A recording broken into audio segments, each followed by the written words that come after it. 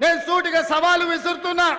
తాటి చెట్టు లెక్క పెరిగితే సరిపోదు, దూలం లెక్క ఉన్నావు, దూడకున్న బుద్ధి కూడా లేదని ఆనాడు హరీష్ రావు సవాలు విసిరిండు.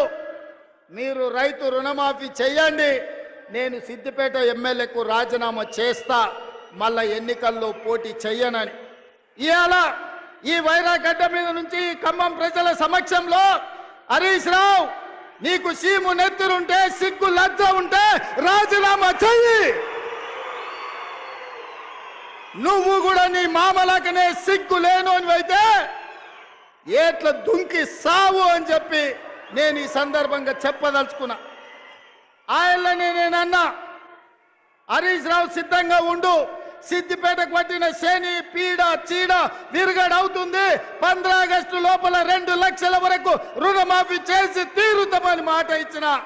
ఇవాళ 15 ఆగస్టు నాడు మళ్ళీ అదే ఖమ్మం గడ్డ మీద నుంచి ఇవాళ సవాలు విసురుతున్న హరీష్ రావు, నీలో చీము నెత్తురుంటే నీకు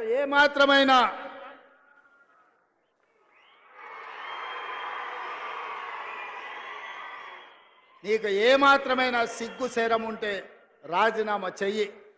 నువ్వు ఎట్లాగూ రాజీనామా చెయ్యవు, నీది సిగ్గులేని జాతి. అందుకే ఇవాళ నువ్వు రాజీనామా చేయకపోతే అమరవీరుల స్తూపం దగ్గరకు వచ్చే ముక్కు నేలకు రాజు కాంగ్రెస్ పార్టీ మీద సవాలు విసిరినందుకు తెలంగాణ రైతాంగం క్షమించండి. మాట తప్పని పార్టీ కాంగ్రెస్ పార్టీ రుణమాఫీ చేసింది. నేను విసిరిన సవాళ్లు వెనక్కి తీసుకుంటున్నానని తెలంగాణ రైతాంగానికి క్షమాపణ చెప్పు.